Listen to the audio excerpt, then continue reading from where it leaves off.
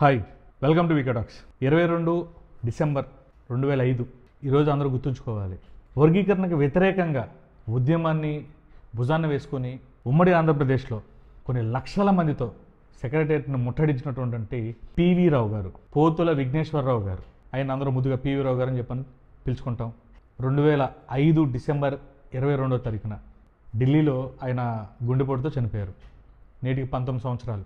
మళ్ళీ ఈ వర్గీకరణ అంశం అప్పటి ముఖ్యమంత్రి ఎవరైతే ఉన్నారో ఫస్ట్ వర్గీకరణ తీసుకొచ్చిన మహానుభావుడు చంద్రబాబు గారు, మళ్ళీ ఆయన ఆధ్వర్యంలోనే మొన్న ఆగస్టు 1వ తారీఖున వర్గీకరణ చేసుకోవచ్చు, అది రాష్ట్రాల ఇష్టం అని చెప్పేసి సుప్రీంకోర్టు తీర్పు ఇవ్వటం, ఏదో పంజాబ్కు సంబంధించిన ఒక కేసులో, అది ఆంధ్రాకే తెలంగాణ మనది కాదు, యావత్ రాష్ట్రాల మొత్తం కూడా ఆ హక్కు ఉందని చెప్పి ఇచ్చేసింది. మళ్ళీ అదే చంద్రబాబు గారి ఆధ్వర్యంలో వర్గీకరణ అంశం మళ్ళీ లేవనెత్తటం, భారత్ బంధులు, రాస్తారోకోలు, లేకపోతే ధర్నాలు అని చెప్పేసి నిరసన కార్యక్రమాలు అన్నీ జరుగుతున్నాయి. పివి రావు గారు చనిపోయిన తర్వాత ఈ 19 సంవత్సరాలలో ఈ వర్గీకరణ అంశాన్ని చంపేసే అంత నాయకుడు తయారవ్వలేదు.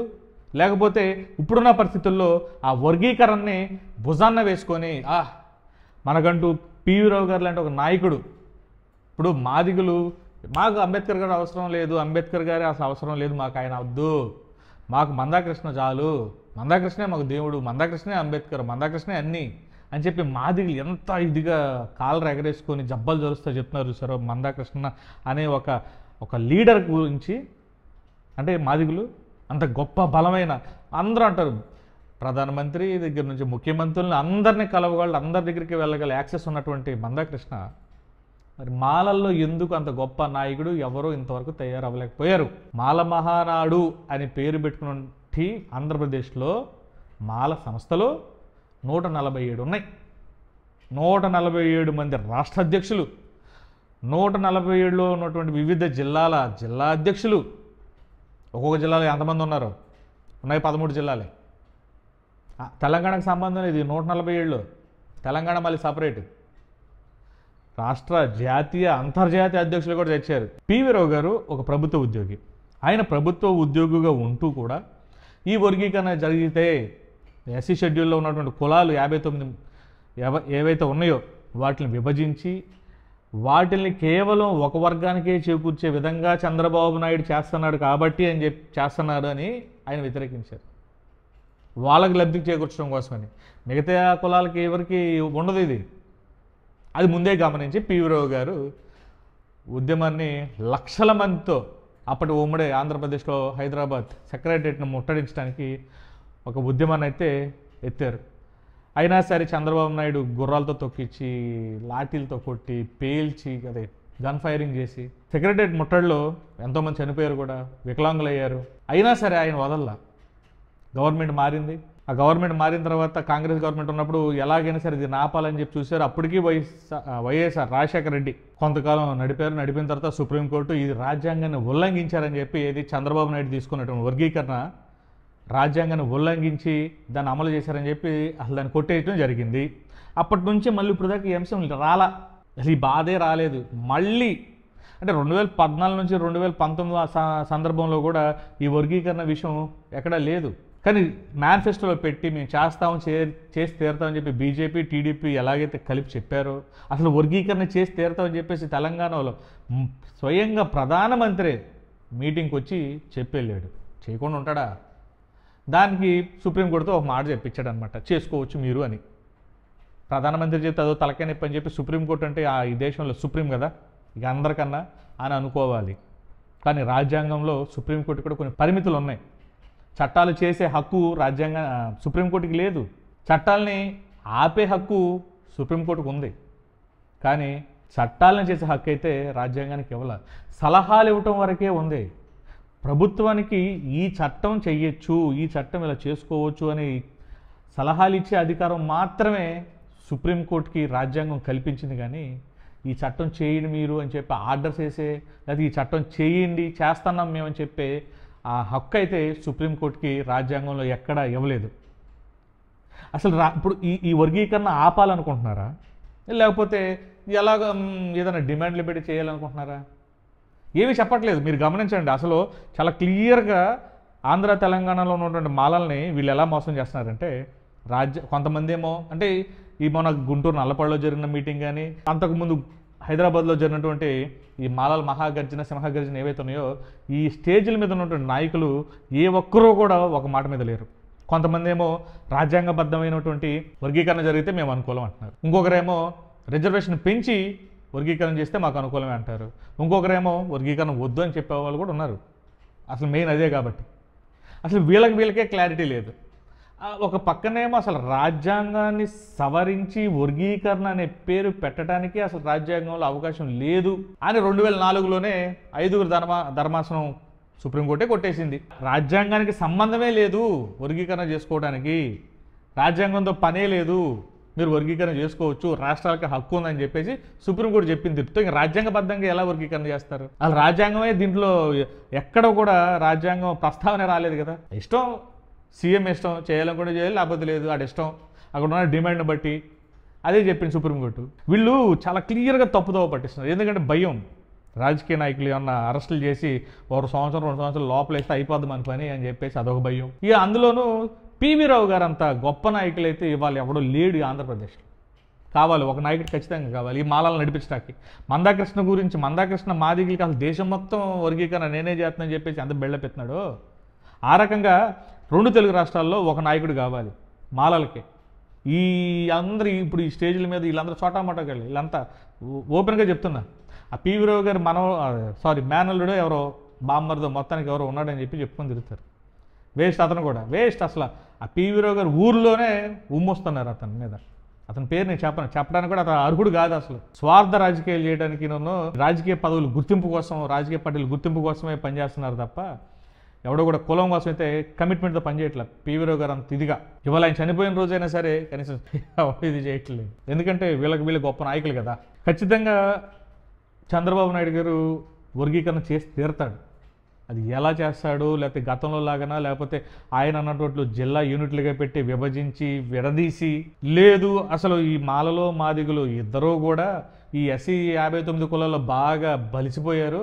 ఈ ఎస్సీల్లో ఉన్నటువంటి 59 కులాల్లో వీళ్ళిద్దరే అగ్ర కులాలు, వీళ్ళని చివరన పడేసేసి మిగతా 57 కులాలు ఏవైతే ఉన్నాయో ఆ 57 కులాలను తీసుకొచ్చి ముందు వరుసలో పెట్టి వాళ్ళకి రిజర్వేషన్ ఇస్తాడా, లేకపోతే కులగణన చేస్తాడా, చేయడా?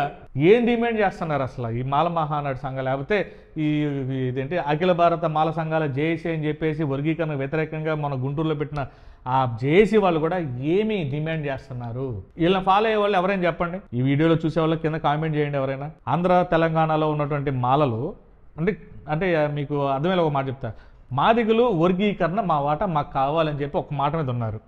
మరి మాలలో కొంతమంది ఏమో రిజర్వేషన్ పెంచాలంటున్నారు. ఏది తమిళనాడులో లాగా, పంజాబ్, హర్యానా లాగా రిజర్వేషన్ పెంచాలని చెప్పి కొంతమంది అంటున్నారు. పెంచి వర్గీకరణ చేసుకోండి అంటున్నారు. ఈ రకంగా అంటున్నారు. ఏం కావాలి అసలు వర్గీకరణ విషయంలో ఒక క్లారిటీ ఇవ్వండి. మరి ఇవాళ ఈ 147 మాల సంఘాల నాయకులందరూ కూడా వర్గీకరణకి ఇంత ఊవెత్తున ఉద్యమం చేస్తున్నారు కదా. ఇంకొంచెం వాళ్ళొక్కరే కాదులే, మిగతా మాల సంఘాలు ఉన్నాయి కదా, ఆ నాయకులందరూ కూడా మీరు ఒక క్లారిటీ ఇవ్వండి. ఒక్కడికి ఒక క్లారిటీ లేదు. ఎవరైనా తిట్టుకున్నా సరే అంటే మీ నాయకుని పేరు పెట్టి నేను ఎవరు నన్ను అందరూ ఒకటే బడి అయిపోయారు. అందరూ ఒకటే బడి, ఎవరి రాజకీయ ఎజెండా అది ఉంది. అన్ని పార్టీలు వదిలేసి వస్తున్నారు. అసలు కనీసం ఆ గేట్ల దగ్గర కట్టేసి కుక్కలను చూసినట్టు చూడట్లే మనల్ని మాలల్ని. ఏ రాజకీయ పార్టీ కూడా. టీడీపీ అంటే సరే ఆ వైసీపీ పార్టీకే మాలలోట్లు, వైసీపీ పార్టీకే మాలలోట్లు అంటారా? అసలు వాళ్ళైతే కనీసం పట్టించుకోవట్లా. వాళ్ళు వర్గీకరణకు అనుకూలమే. బీజేపీ అంటే చెప్పేది లేదు. కాంగ్రెస్ ఇది లేదు. కాంగ్రెస్ ఎందుకంటే తెలంగాణలో కాంగ్రెస్ వర్గీకరణకు అనుకూలం కాబట్టి ఆల్మోస్ట్ ఆంధ్రాలో కూడా వర్గీకరణ అనుకూలంగానే ఉంటుంది. ఈ బీజేపీ అయితే అసలు జనసేన అయితే ఈ సినారియోలో అసలు ఎంటర్ చేసిన అవసరమే లేదు. చంద్రబాబు ఏది చెప్తే పవన్ కళ్యాణ్ అదే కాబట్టి అసలు అవసరమే లేదు. ఒక క్లారిటీ ఇవ్వండి. ఏకనాథ్ కమిషన్ జరుగుతుంది, ఏమన్నా మీ వినతలు ఏమన్నాయో ఇవ్వండి అని చెప్పేసి అని అంటున్నారు. ప్రతి జిల్లానో మండలాల వారీగానో ఇప్పుడు జిల్లాల వారీగా యూనిట్లు పెట్టి వర్గీకరణ చేస్తాను అన్నాడు కదా చంద్రబాబు గారు.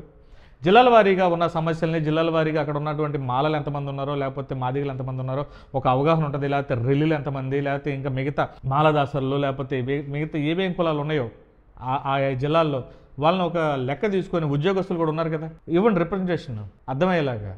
ఆపడానికి ఏదో ప్రయత్నం చేయండి. ఎందుకంటే ఈ వర్గీకరణ అనే విషయంలో కనుక మాలలు కనుక ఫెయిల్ అయితే, మాల నాయకులు అసలు మీరు మాల సంఘాలన్నింటిని మూసేసుకొని ఇంట్లో ముసుకేసుకొని పడుకుంటే చాలా ఉత్తమం.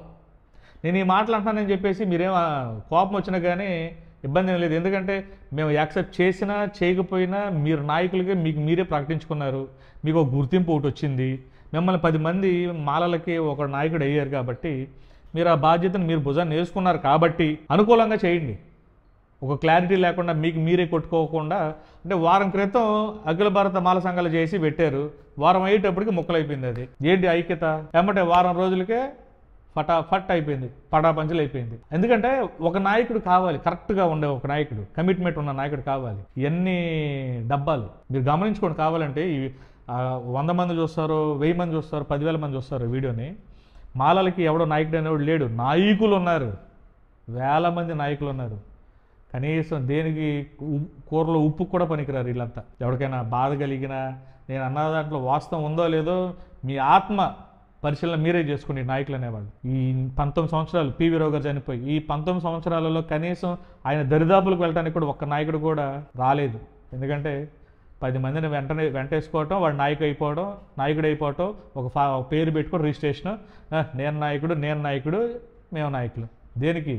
మీరందరూ ఆ జగన్మోహన్ రెడ్డినో లేదా చంద్రబాబునో లేదా పవన్ కళ్యాణ్నో లేదా ఇంకోటి భజన చేయడానికే కదా మీ నాయకత్వం. వర్గీకరణ ఆపడానికి ఏం చేయాలో చేయండి. మీరు వంతులు వేసుకొని నాకు ఆ పదవి, ఈ పదవి, నేను ఇది, మా ఏరియాలో నేను పులి, మా ఏరియాలో నేను సింహం, ఎందుకు తింటున్నారుగా పందికొక్కుల్లాగా కులాన్ని అడ్డం పెట్టుకొని ఇన్ని సంవత్సరాలు తిని తిని తిని తిని ఒక్కడో ఒక పని చేయడు. మళ్ళీ ఈ కుల సంఘాలు పెట్టుకునే నాయకుల్లో ఒక్కడికొకడికి ఉద్యోగం ఉండదు, అంటే ఒకడికి ఒక వ్యాపారం ఉండదు, ఏముండదు.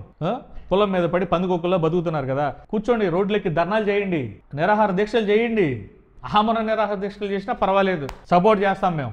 బొంగులో ప్రెస్ మీట్ పెడతాం, చంద్రబాబుని తిట్టుబడి తిప్పడం, లేదా జగన్మోహన్ రెడ్డి తిడతాం, అయిపోయింది. లేదా ఓ మీటింగ్ పెడతాం. ఎందుకు పెడుతున్నారు? ఏం చెప్తున్నారు? అసలు ఏం అడుగుతున్నారు? గవర్నమెంట్కి ఏం క్వశ్చన్ చేస్తున్నారు? వర్గీకరణ చేస్తే ఊరుకోం, ఎందుకు చేయకూడదు అని మాదిగలు అడుగుతాడు. ఎవడైనా ఒక్కడు చెప్పాడు ఎంతవరకు ఈ మాల నాయకుల్లో వర్గీకరణని మాలలు ఎందుకు వ్యతిరేకిస్తున్నారని చెప్పమంటే దానికి ఎవడో చెప్పలేడు. ఎవడని చెప్పాడని చూడండి, అసలు ఎందుకు చేయకూడదని చెప్పరు. సంక్రాంతి అదే జనవరి 9వ తారీఖు వరకు విజయవాడ మొగల్రాజపురంలో రాజీవ్ రంజన్ మిశ్రా కమిషన్ వారు ఒక ఆఫీస్ పెట్టారు.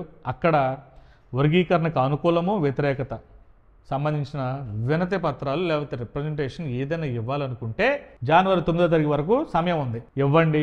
ఇచ్చిన తర్వాత సంక్రాంతి అయిపోద్ది, ఒక వారం రోజుల్లో. సంక్రాంతి అయిన తర్వాత మనకు దీపావళి స్టార్ట్ అయింది అనమాట. ఆ ఇచ్చే కమిటీ నివేదికను బట్టి ఏదైనా కానీ పివి రావు గారు ఆయన త్యాగాన్ని, ఆయన కుటుంబం చాలా కోల్పోయింది కులం కోసమే.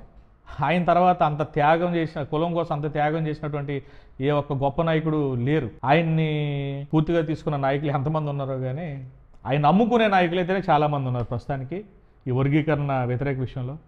ఏదైనా కానీ జోహార్ పివి రావు, జయమాల, జై జయమాల, జై భీమ్, బాయ్.